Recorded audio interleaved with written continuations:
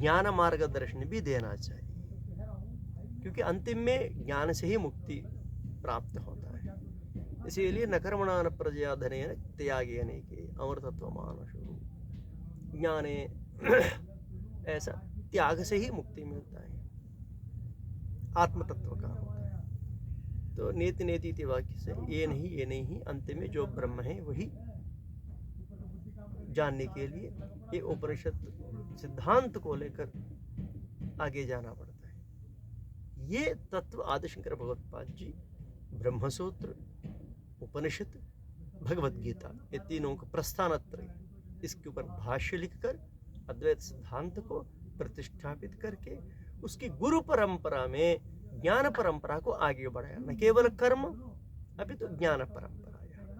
ये ज्ञान परंपरा नारायण से आरंभ हुआ। ज्ञान परंपरा अभी वर्तमान में उत्तरामनय ज्योतिर्मठ में आदिशंकर भगवत्पाद जी जो हिमालय प्रांत में, ये अभी वर्तमान में जो उत्तराखंड, उत्तर प्रदेश, दिल्ली, कश्मीर, हरियाणा, इंद्रप्रस्थ इत्यादि सारी पूरा प्रांतों में, नेपाल इत्यादि भी थोड़ा भूभाग में आता है, परंतु नेपाल का नाम मठामनय महान शास्त्र में उल्लेख नहीं किया, अन्य सारे उल्लेख किया।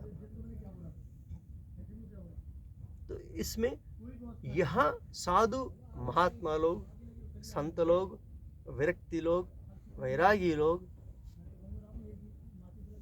हिमालय में जाकर साधन करने वाले सब लोगों के लिए एक सुव्यवस्थित ढंग से एक प्रक्रिया बनाया। क्या प्रक्रिया? विशेष पर्वों में सब लोग आकर लोक कल्याण के लिए स्नान आचरण करना, पूजा पाठन करना इत्यादि एक व्यवस्थित व्यवस्था बनाया। इसीलिए ये महाकुंभ में हिमालयों से सारी सन्यासी लोग, नागा सन्यासी लोग, सब लोग आकर स्नान करता है। ये अखाड़ा लोग उस समय पर इसमें कार्यरत होकर आदिशंकर भगवत्पाद जी को अपना श्रेष्ठ आचार्यों की स्थान पर बिठाकर दिव्य पालकी में लेके आकर यहाँ पहले आचार्य जी को स्नान कराकर बाद में ये सारी पूरा अखाड़ा लोग स्नान करते थे। ये परंपरा 2500 वर्षों से आदिशंकर भगवत्पाद जी के द्वारा से प्रतिष्ठित किया गया, वो परंपरा अभी तक चल रही है। इसमें मूल बात है कि न केवल साधु संत लोग आकर यहाँ स्नान करेंगे, अभी तो सारे गृहस्थ लोग भी आकर, ब्रह्मचारी लोग भी आकर यह अनुष्ठान करेंगे। अब इसके साथ साथ ज्योतिर्मठ, उत्तरामनय ज्योतिर्मठ का जो आचार्यों का एक दायित्व होता है कि माघ मेला में या ऐसे वाले महाकुंभ में, या 4 जगह में होता है, हरिद्वार में, प्रयागराज में, नासिक में,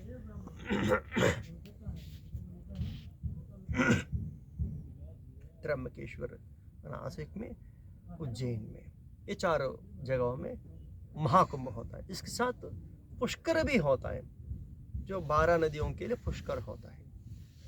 अब यहाँ कुंभ में न केवल कर्मानुष्ठान अभी ज्ञान परंपरा भी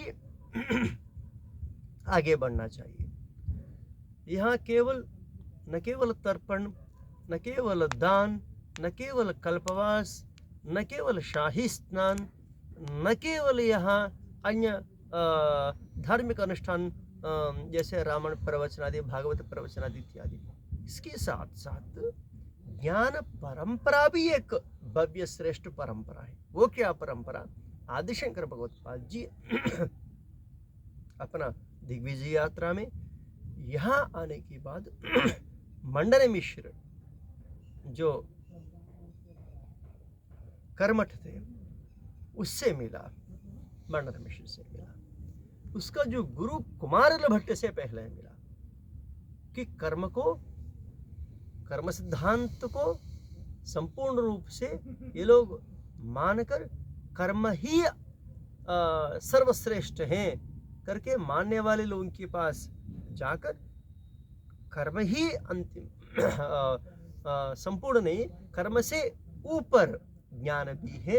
वो ज्ञान परंपरा को प्रतिष्ठित करने के लिए आदिशंकर भगवत्पाद जी ये कर्मठ कुमारल भट्ट के पास जाकर शास्त्रार्थ की जब अनुरोध किया, तब कुमारल भट्ट ने अपने शिष्य के पास भेजा। सुरेश्वराचार्य बना बाद में, उभय भारती की पति, उभय भारती माना सरस्वती माता जी की जो अवतार है उभय भारती, मंडन मिश्र नाम की शिष्य थे कुमारल भट्ट के लिए। तब इसी क्षेत्र में आदिशंकर भगवत्पाद जी जब कुमारल भट्ट से मिलने के बाद महाश्मित्य नगर में मंडन मिश्र के पास जाकर शास्त्रार्थ होता है। ये शास्त्रार्थ परंपरा आदिशंकर भगवत्पाद जी इस प्रांत में विशेष रूप से प्रतिष्ठित किया। जहाँ भी काशी में भी शास्त्रार्थ परंपरा भगवान वेद व्यास जी से किया, शास्त्रार्थ किया, अनेक सारी कश्मीर में शारदा सरोवर में भी शास्त्रार्थ किया। हर जगह में शास्त्रार्थ परंपरा एक विधि विधान से उपनिषद प्रतिपादित सिद्धांत के साथ दर्शनों की साथ प्रतिष्ठित करके सुरक्षित किया। ये शास्त्रार्थ परंपरा अभी भी हर जगह में हमको देखने के लिए मिलता है, यद्यपि लोगों को पता नहीं है। इसके साथ साथ इस वर्ष इस माघ मेला में ये शास्त्रार्थ परंपरा की एक विशेष कार्य आयोजन करने के लिए भगवान बद्रीनारायण की प्रेरणा से, द्वारकाधीश भगवान की प्रेरणा से, शारदा अम्बा की प्रेरणा से, जगद्गुरु शंकराचार्य भगवान की प्रेरणा से, हमारा पूज्य गुरुदेव की प्रेरणा से एक विचार सामने आया। तो कुछ महात्मा लोग भी हमारे पास आया, निवेदन किया।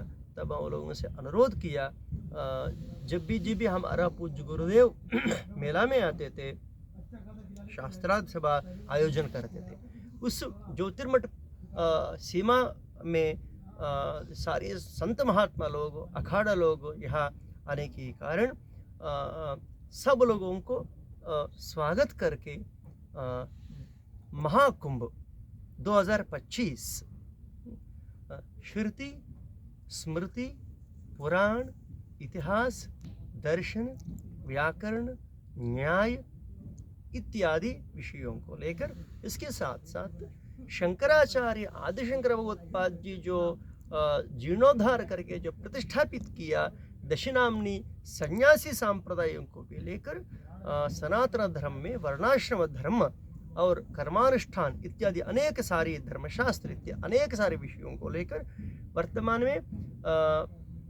कुटीचिक, भौतिक, हंस, परमहंस इत्यादि सन्यासियों की विषयों को लेकर, ब्रह्मचारी विषयों को लेकर, धर्मशास्त्र विषयों को लेकर, अनेक सारी विषयों को लेकर एक हफ्ता की विद्वत शास्त्र गोष्ठी, उसको विद्वत गोष्ठी भी कह सकते हैं, शास्त्रार्थ भी कह सकता है, संगोष्ठी भी कह सकता है। ऐसा एक ज्ञान अनुष्ठान, इस ज्ञान अनुष्ठान में उपनिषद भी चर्चा होता है, ब्रह्मसूत्र के बारे में भी, भगवद गीता के बारे में भी, उसके साथ साथ आचार्य परंपरा के बारे में भी, आचार्य विचारों के बारे में भी इस एक हफ्ता की 2025 महाकुंभ की शास्त्रार्थ सभा में आयोजन करने के लिए सारी पूरा व्यवस्था तैयार हो रही है। इसमें हम अनुरोध करेंगे कि देश में जो सुप्रतिष्ठित जो गुरुकुलों में सेवा करने वाले या कार्य करने वाले नहीं, सेवा करने वाले, जो कार्य करने का मतलब कोई कॉन्ट्रैक्ट का हो जाता है, सेवा करने वाले और विविध विश्वविद्यालयों में सेवा तत्पर हो, जो कार्य करने वाले, यहाँ सेवा तत्पर होकर कार्य निर्वहन करने वाले वाइस चांसलर इत्यादि महानुभाव लोगों के लिए, और विशेष रूप से सांप्रदायिक अनुसार सांप्रदायिक गुरुकुल विद्या विधान में जो अध्ययन किया, जो स्वशाखा के अनुसार तत्त गुरुकुलों की जो आचार्यगण और विद्यार्थियों के साथ, इतना ही नहीं, हमारा जो अखाड़ा है, जो 13 अखाड़ा है, उसमें सारी अखाड़ों की जो मुख्यस्थ लोग, अखाड़ा की जो अध्यक्ष जी, इसके साथ साथ जो भी श्रद्धालु मन में धर्म की विषय में, तत्व की विषय में जो जिज्ञासा रखता है, श्रद्धा रखता है, ये सारी विद्वान लोगों को, जो समूह को, काशी विद्वत परिषद, हमारा वृंदावन में बहुत सारे विद्वान लोग हैं, वो लोगों के लिए, दक्षिण भारत देश से भी बहुत विद्वान लोग अभी यहाँ आ रहे हैं, वो लोगों के लिए भी इस शास्त्रार्थ वाक्यार्थ सभा में हम स्वागत कर रहे हैं। ये सभा उत्तरामनाय ज्योतिर्मठ, हमारा पूज्य गुरुदेव प्रातस्मरणीय नाम नहीं लेना चाहिए, परंतु लोगों को पता चलना चाहिए कि वो श्रेष्ठतम आचार्यों की संपूर्ण इतिहास, इस संदर्भ में हमारा पूज्य गुरुदेव ब्रह्मलीन, दिव्य ब्रह्मलीन पद उपयोग नहीं करेंगे, मैं प्रातस्मरणीय धर्म सम्राट जगद्गुरु शंकराचार्य स्वामी श्री स्वरूपानंद सरस्वती जी महाराज जी की कृपा आशीर्वाद से ये सभा आयोजन हो रहे हैं। जब भी हमारे पूज्य गुरुदेव भागमेले में आते थे, विद्वान लोगों को बुलाकर बिठाकर शास्त्रार्थ की आयोजन करते थे। उस परंपरा को आगे बढ़ाने के लिए एक सप्ताह की ये शास्त्र सभा, विद्वत सभा, संगोष्ठी आयोजन हो रहे हैं। इस सभा में अनेक सारे विषय चर्चा में आता है। धर्मशास्त्र सामने रखकर न केवल शास्त्र चर्चा करना, अपितु धार्मिक जगत के लिए एक मार्गदर्शन भी इस शास्त्रार्थ के अनुसार प्राप्त होने वाले हैं, मिलने वाले हैं। इस शास्त्र सभा में किसी को भी कोई धार्मिक विषयों को लेकर कोई संशय है तो, कोई मार्गदर्शन की अपेक्षा है तो परिषद की जो बैठक होता है उसमें आकर निवेदन कर सकते हैं। परिषद की माध्यम से वो लोगों को मार्गदर्शन भी मिलता है। ये शास्त्र सभा, वाक्यार्थ सभा, ये चर्चाओं में विशेष परिषद भी घटित होता है। परिषद माने धर्मशास्त्र के अनुसार 16 व्यक्ति लोगों के एक परिषद होता है, वो धर्मशास्त्र के अनुरूप घटित होता है।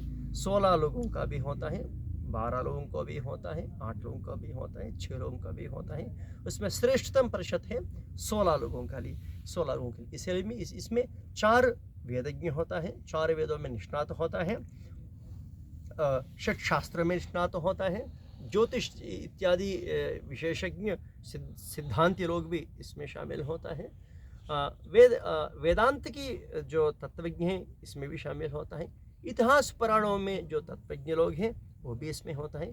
इसके साथ परंपरा के अनुसार न केवल श्रुति स्मृति युक्त विषयों को लेकर, उसके साथ साथ परंपरा भी प्रमाण होता है।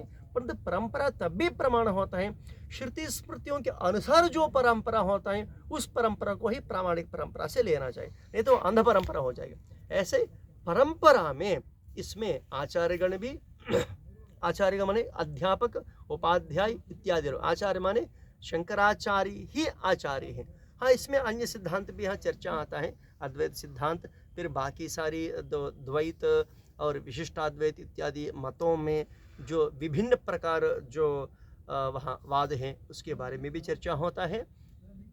जीवात्मा परमात्मा एक कैसा है, जीवो ब्रह्म ही बना परहा ये कैसा है, ये सारे उपनिषदों को लेकर जो कठोपनिषद, प्रश्नोपनिषद, मुंडकोपनिषद, मांडूक्योपनिषद, तैत्तिरीयोपनिषद इत्यादि उपनिषदों को भी इसमें चर्चा होता है। ब्रह्मसूत्रों के बारे में भी चर्चा होता है, भगवद गीता के बारे में भी चर्चा होता है। यदि जिज्ञासु लोग ज़्यादा है तो पुराण इतिहासों के विषय में भी इसमें चर्चा होता है। इसके साथ साथ वर्तमान स्थिति में कुछ धार्मिक रक्षा के लिए आद्यशंकर भगवत्पाद जी किस लक्ष्यों को लेकर चित्तरामनय पीठों को स्थापित किया, उस चित्तरामनय पीठों में वर्तमान में पूज्य मान्य प्रातस्मरणीय पूरी गोवर्धन पीठाधीश्वर महाराज श्री हमारा प्रयागराज क्षेत्र में विराजमान है। उसके पास भी जाकर संपूर्ण निवेदन भी करेंगे हमें अनुग्रह करने के लिए। और उसके साथ साथ हमारा पूज्य गुरुदेव ब्रह्मलीन होने के बाद 2022 में ब्रह्मलीन होने के बाद उसके पहले ही अधिकृत रूप से पूज्य महाराज जी स्वही खुद ही घोषित किया। अभी तक हमारा ज्योतिर्मठ या द्वारका मठ विषय को लेकर हम किसी को उत्तराधिकारी को नियुक्त नहीं किया, किसी शंकराचार्य को घोषणा नहीं किया। और इस महाकुंभ की विशेष अवसर पर ये शास्त्रार्थ के माध्यम से योग्य व्यक्तियों को चयन प्रक्रिया भी इसमें शुरू होने वाले हैं। यद्यपि वर्तमान में ज्योतिर्मठ विषय सुप्रीम कोर्ट में 2018 से ही स्टे चल रही है, अभी वो मामला सुप्रीम कोर्ट में विलंबित है, इसीलिए अधिकृत रूप से ज्योतिर्मठ में कोई शंकराचार्य नहीं है। उसके साथ साथ यहाँ जो धार्मिक लोग में बहुत लोग भ्रमित हो जा रहे हैं। आजकल कुछ फर्जी बाबा लोग भी घूम रहे हैं मेला में। आजकल आप सभी लोगों को देखने के लिए कम से कम 20 फर्जी शंकराचार्य मिलता है। ये सारी पूरा फर्जी बाबाओं की, जो फर्जी शंकराचार्य, जो फर्जी जगत गुरु बनकर जो माघ मेला में घूम रहे हैं, वो लोगों के लिए भी गंभीर रूप से चुनौती इस परिषद के माध्यम से, विशेष रूप से हमारी तरफ से होगा।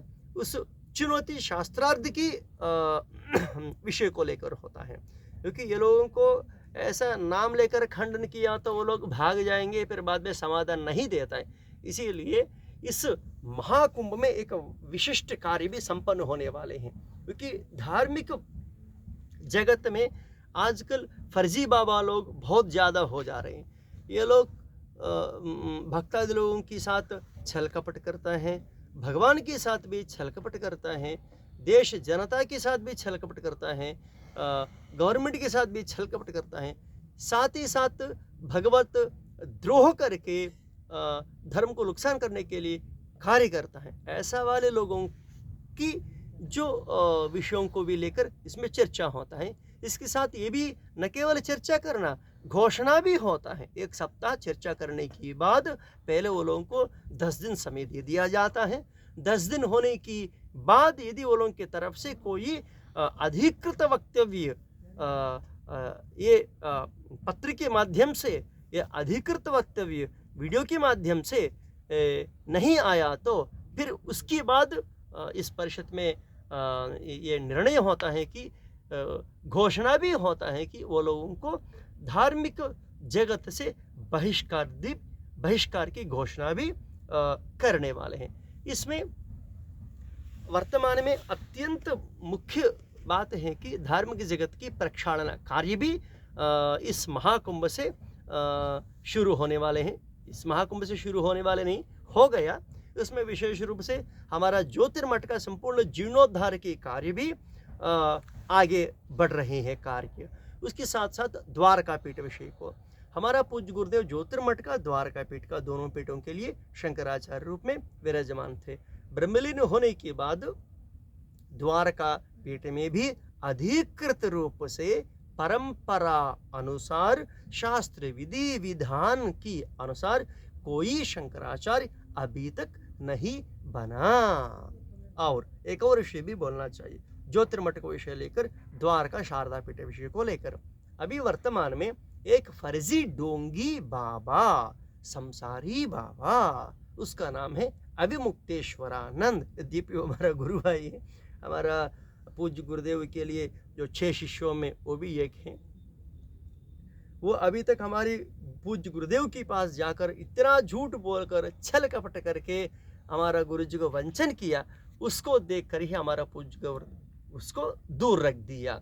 उसके साथ साथ सदानंद सरस्वती, पहले सदानंद सरस्वती पूर्वाश्रम में जब ब्रह्मचारी के समय पर ठीक थे, फिर बाद में गुरु जी की संग में आया, ठीक ही थे उसका व्यवहार भी। फिर बाद में धीरे धीरे से बढ़ने की बाद संकट स्थिति में फंस गया वो। कुछ जो प्रारब्ध होता है ना, प्रारब्ध को भी भोगना पड़ता है, महालोगों को भी प्रारब्ध नहीं छोड़ता है। अभी उसका थोड़ा बहुत बलवान प्रारब्ध कर्म में वो फंस गया और वो भी खुद ही निर्णय नहीं ले पा रहे क्या किस तरफ जाए हमें करके। ऐसा धर्म संकट भी उसको पैदा हो गया। वो भी जानता है, विशेष रूप से हम भी जानता है। समस्या है वो कि उसके साथ ये अवमुक्तेश्वरानंद पीछे पीछे पड़ रहे हैं। अवमुक्तेश्वरानंद को वो नहीं छोड़ पा रहे हैं, असली विषय सामने नहीं रख पा रहे हैं, क्योंकि बचपन से दोस्ती हो गया। तो ये अवमुक्तेश्वरानंद के साथ मिलकर सदानंद सरस्वती स्वामी जी भी द्वारका मठ को क्लेम करने लगा।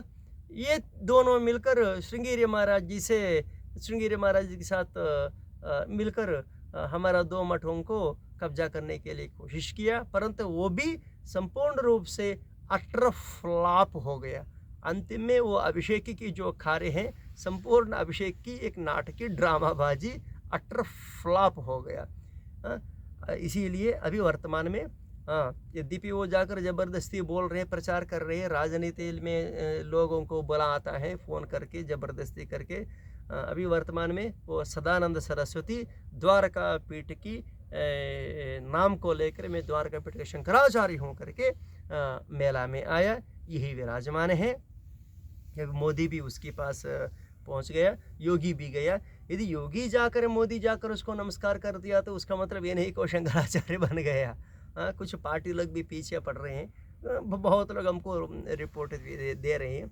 और इस 2025 महाकुंभ मेला में विशेष रूप से ये दोनों की विषयों को लेकर भी हम अवश्य दुनिया के सामने प्रस्ताव रखेंगे। 1 हफ्ता की समय भी ये लोगों को देंगे, 10 दिन का समय भी ये लोगों को देंगे। ये दोनों को हम यही बैठ कर ही, इसके पहले भी बहुत बार चुनौती दिया, समाधान देने में ये लोग उतना क्षमता नहीं है। दुनिया भी जानता है, वो लोग भी जानता है, क्योंकि हमारे सामने आकर 10-20 श्लोक को व्याख्यान करना ये लोगों के लिए वश में नहीं है। यदि 10 जन्म लिया तो भी ये लोगों के वश में नहीं है। ये वास्तविक स्थिति हम जानते हैं घर में क्या है कि हमारा आश्रम में हमारे पूज्य गुरुदेव के पास जब अध्यापन की जो प्रक्रिया, हाँ इसमें सदानंद के लिए तो थोड़ा जिज्ञासा है, जानने के लिए जिज्ञासा है। अभी ये सदानंद करने की जैसे बन गया, अवमुक्तेश्वरानंद दुर्योधन की जैसे बन गया। अभी ये दोनों का प्रक्षालन के कार्य हो रहे हैं। यदि सदानंद सरस्वती अधर्मी व्यक्ति अवमुक्तेश्वरानंद को छोड़कर धर्म मार्ग में आ गया तो उसके लिए तो परिषद और धार्मिक लोग सोचेंगे क्या करना है। वो मठामने महान शासन के अनुरूप, योग्यताओं के अनुरूप तब निश्चित होता है कि आगे क्या करना है, क्योंकि हमारे ऊपर ये जिम्मेदारी है कि ज्योतिर्मठ को, द्वारका पीठ को, परंपराओं को सुरक्षित रखना। कोई अन्य व्यक्ति आकर उसको कब्जा करने के लिए कोशिश कदापि स्वप्न में भी न करे। यदि ऐसे चेष्टा करने लगा तो अभी अवमुक्तेश्वरानंद का क्या हालत हो गया, वही हालत सब लोगों को होने वाले हैं। इसीलिए इसके साथ साथ विधुशेखर भारती के बारे में भी यहाँ प्रस्ताव रखना चाहिए, क्योंकि 4 आमनाय पीठों में ज्योतिर्मठ और द्वारका पीठ और श्रृंगेरी मठ भी है।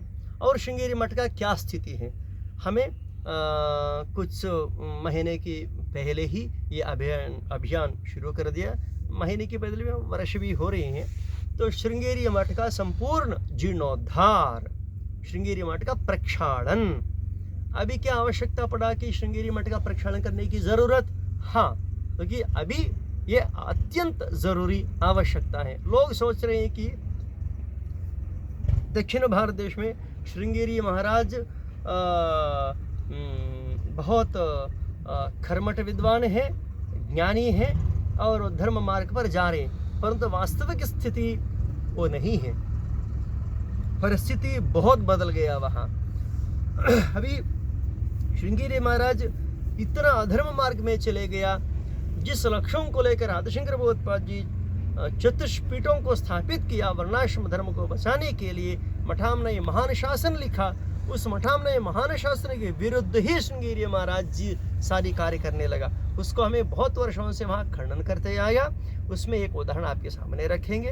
वैश्य लोगों को दंड दिलाना ये अत्यंत घोर अपराध है। आदिशंकर भगवत्पाद जी जिस लक्ष्यों को लेकर चारों मठों को स्थापित किया, उस लक्ष्यों को ही तिलांजलि दे रही हैं, वर्णाश्रम धर्म के विरुद्ध ही कार्य कर रही हैं। ऐसा अनेक सारी कार्य है। उसमें आदिशंकर भगवत्पाद जी एक नियमावली रखा, उसमें ये बोला गया कि ये उल्लेख है कि मठाश्चत्वार आचार्यश्चत्वार, 4 ही मठ हैं, 4 मठ में 4 ही आचार्य हो सकता है, 5वें आचार्य नहीं हो सकता है। वहाँ ये भी लिखा कि एक पीठ में एक ही आचार्य होता है, 2 आचार्य नहीं होता है। अब वर्तमान में श्रृंगेरी महाराज जी की जो उत्तराधिकारी जो बोल रहे हैं, जो विधुशेखर भारती, इसके बारे में भी हमें बहुत सारी आपत्ति उठाया, चुनौती भी दिया।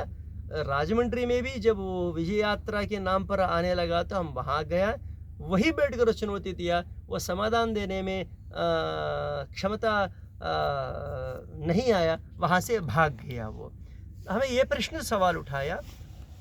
अभी आजकल विधुशेखर भारती भी शंकराचार्य के नाम पर घूमने के लिए कोशिश कर रहे हैं। अभी उत्तर प्रदेश में भी आने वाले हैं, काशी, अयोध्या, प्रयागराज भी आने वाले हैं। तो हम उसके लिए भी एक संदेश दे रहे हैं विधुशेखर भारती को भी, आप भी तैयार हो जाइए। आपके लिए भी शास्त्रादि की चुनौती के लिए हम संदेश भेज रहे हैं। आप यहाँ आने के पहले ही आप निश्चित कर लीजिए कि यहाँ आया तो हमारे प्रश्न के लिए समाधान देना पड़ता है। श्रृंगेरी में यदि कोई शंकराचार्य होना है तो वो केवल वर्तमान में भारती तीर्थ महाराज जी हैं, आप शंकराचार्य नहीं हैं। अनावश्यक रूप से आदिशंकर भगवत्पाद जी को साथ आप द्रोह मत कीजिए। 140 करोड़ लोगों के लिए, सनातन धर्म के लिए ऐसा द्रोह कार्य मत कीजिए, द्रोही मत बनिए। ज़्यादा बोलना है तो सन्यासी वेश रूप में कालनेमी की जैसे आप बढ़ रही हैं, ऐसा मत बनिए। और उसके साथ साथ आपसे भी हमें बहुत बार चुनौती दिया, आपको ही चुनौती दिया। विधुशेखर भारती जी का जो पूर्वाश्रम के नाम नहीं लेना चाहिए, परंतु देखेंगे ये इसका सत्यनिष्ठा क्या है।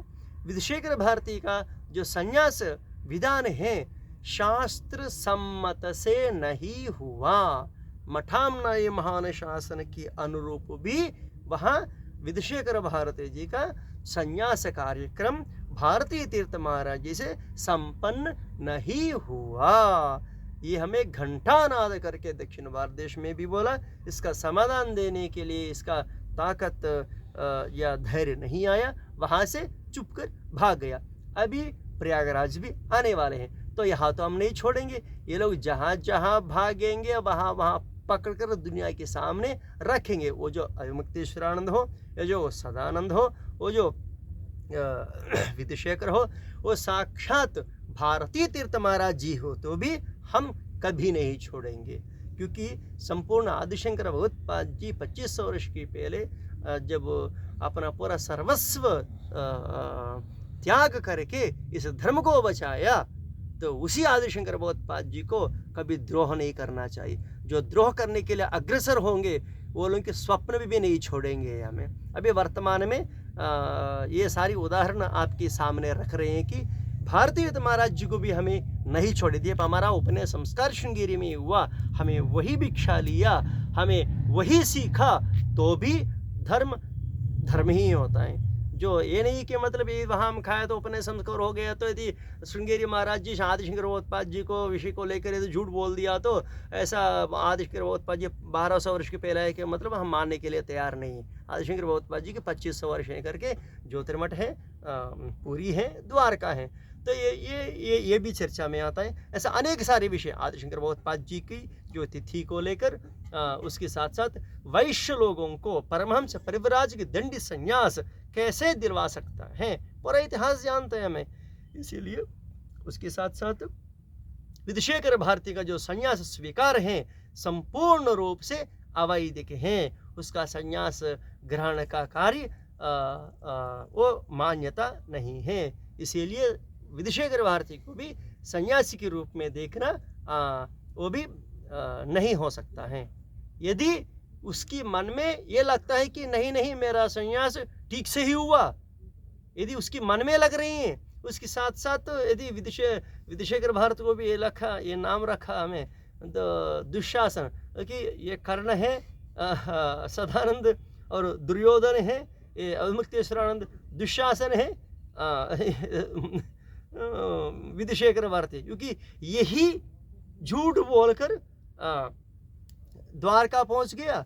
द्वारका में शंकराचार्य के नाम पर ये दोनों को ये वाशिंग पाउडर निर्मा के अभिषेक के जैसे नाटक करने लगा। ये सारी फर्जीवाड़ा अभिषेक है। ये पूरा लोगों को नंगा करके दिखाने के लिए शास्त्रार्थ की चुनौती दे रही हैं। अभी ये तीनों मूर्ति आएंगे ना यहाँ, ये तीनों मूर्ति चाहिए तो मिलकर एक स्टेज बनाकर एक तरफ बैठ जाए, हम एक तरफ बैठ जाएंगे, दुनिया के सामने 100 लाइव के बेरा रख लिया जाएगा। हम 10 प्रश्न पूछेंगे, 10 प्रश्न के लिए समाधान दे दिया जाए। अब देखेंगे कि क्या क्या क्या किसका ताकत है। ये लोगों को संपूर्ण दुनिया के सामने नंगा करके ऊपर उतरने के तब तक हम मौन नहीं करेंगे, मौन नहीं, चुप नहीं रहेंगे हमें, क्योंकि हमारा शंकराचार्य परंपरा को ऐसे मनमाने की जैसे ये करने के लिए क्या साहस है। ऐसे कोई भी व्यक्ति आगे स्वप्न भी नहीं सोचना चाहिए कि ऐसा साहस करने के लिए। इसीलिए तीनों डोंगी बाबाओं को दुनिया के सामने नंगा करके दिखाएंगे।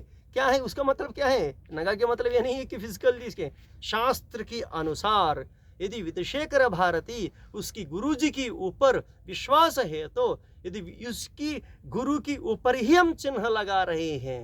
ये विधुशेखर को ये भी पता नहीं कि जब विधुशेखर कोपिन पहना भी नहीं जानते थे, उस समय से हम भारती महाराज जी को जानता है। उस समय भी हमें प्रश्न उठाया, वहाँ ये 15 वर्ष के पहले प्रश्न उठाया।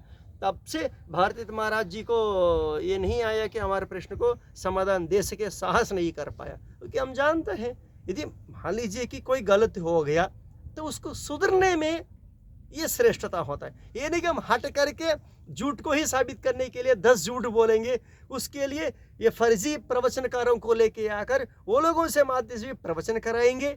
एक व्यक्ति की स्वप्रतिष्ठा के लिए, अहंकार के लिए 10 लोग बलि बन जाता है। अभी विधुशेखर भारती आएंगे ना, विधुशेखर भारती के सामने ही बिठाएंगे अभी हमें, क्योंकि विधुशेखर के अनुसार क्या है, श्रृंगेरी के अनुसार 1200 वर्ष है। अभी सदानंद बोले आकर शब्द करके 1200 वर्ष, अभी अवमुक्तेश्वरानंद ये पप्पू बोले 1200 वर्ष। इसीलिए सब लोगों के लिए ये कुंभ अत्यंत महत्वपूर्ण है। इसमें कुछ लोग भी सोच रहे हैं गोविंदानंद को पकड़कर हत्या करके ऊपर भी भेजने के लिए। ये सारी प्रयास आप सभी लोग बहुत वर्षों से कर रहे हैं, ये कुछ होने वाले नहीं है। पूरा दुनिया देख रही है। जो गलत किया, जो गलत हो गया, भगवान के पास आकर माफी मांग ले। आप लोग कम से कम तो, ये लोग तो बिगड़ गया, ऊपर लोग नहीं, वहां फंस जाएंगे आप लोग। यदि यहाँ आकर पाप को धोना है तो हाँ, एक और बात भी भूल गए, अवमुक्तेश्वरानंद बोलते हैं कि पापी लोग यहाँ आता है। अभी अवमुक्तेश्वरानंद के अनुसार जो यहाँ जो आया सब पापी लोग हैं। पूरी शंकराचार्य जी पापी हैं, ये जो विधुशेखर भारती आ रहे हैं ना वो भी पापी हैं। अभी वो लोग प्रूव करके दिखाइए कि हम पाप ऐसे महामूर्ख के जैसे अवमुक्तेश्वरानंद राक्षस के जैसे पालन कर रहे हैं। अभी विशेष रूप से हमें हमारा अखाड़ा लोगों को भी अनुरोध कर रहे हैं कि अखाड़ा में भी बहुत सारी गलतियां हो रही हैं।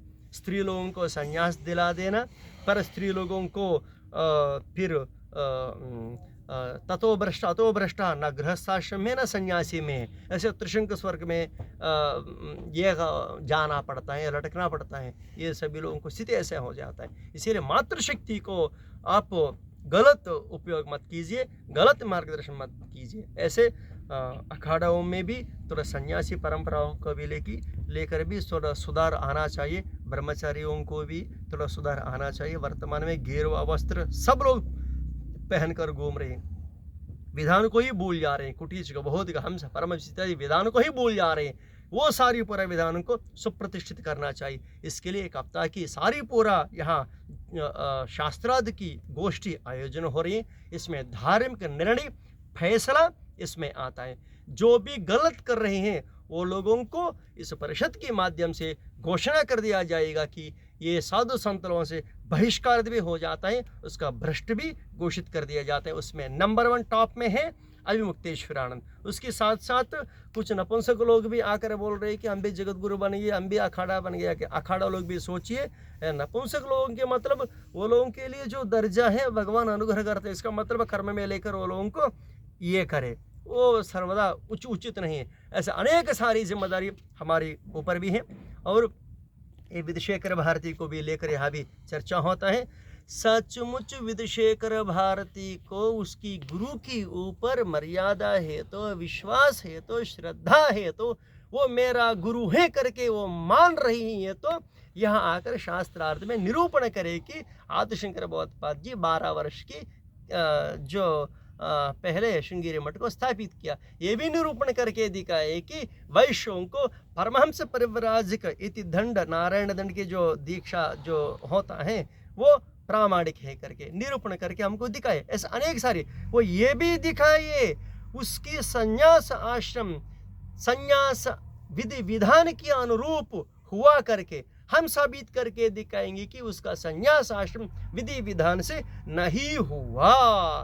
ये ज्ञान परंपरा है, ये शास्त्रार्थ के माध्यम से होता है। कोई गवर्नमेंट की मिनिस्टर से दबाव रख दिया तो नहीं होता है, शास्त्र ही है।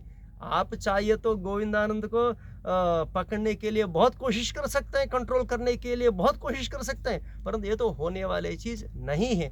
जब तक आप नहीं सुधरेंगे आपका प्रक्षालन की कार्य, ढोले की कार्य निरंतर होते रहते। मान लीजिए कि इस महाकुंभ मेला में आकर छुपकर एक जगह में जाकर 10-20 लोगों को लेकर फिर भागने के लिए कोशिश किया तो इस महाकुंभ मेला में ही तीनों लोगों को बहिष्कार करके भ्रष्ट के रूप में घोषित किया जाएगा। उसके साथ साथ सदानंद को भी हमें संपूर्ण रूप से सादर, क्योंकि वो थोड़ा प्रारब्ध कर्म में फंस गया, परंतु अच्छा है, परंतु चोरों के साथ मिल गया तो वो भी चोर बन जाता है।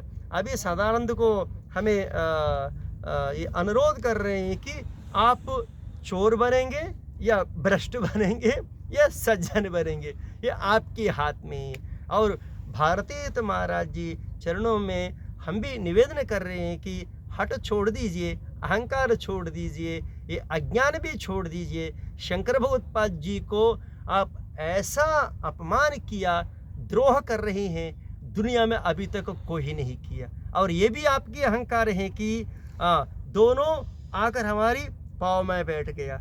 ये सारी पर हमें साक्षी बनकर देखा श्रृंगेरी में, और वर्तमान में लोग सोच रहे हैं कि श्रृंगेरी में अभिषेक कर दिया करके, ये फर्जी नंबर 1 अभिषेक हम जानते हैं इसका क्या है, क्या क्या है, ऑथेंटिसिटी है। ये सारे विषयों को लेकर यहाँ शास्त्रार्थ में चर्चा होने वाले हैं। हम सभी श्रद्धालु लोगों के लिए स्वागत कर रहे हैं। जो शास्त्रार्थ में भाग लेना चाहता है, नियम है वो परंपरागत अध्ययन करके संस्कृत का ज्ञाता होना चाहिए, उस विषयों की तत्पर संपूर्ण जानकारी रखकर सिग्नेचर के साथ पत्र देना चाहिए, मैं कौन हूँ, किस विषय पर से बात करना चाहता हूँ करके। एक विधान प्रक्रिया है ये प्रक्रियाओं को अपनाते हुए 7 दिन कर ये शास्त्रार्थ सभा आयोजन हो रही है।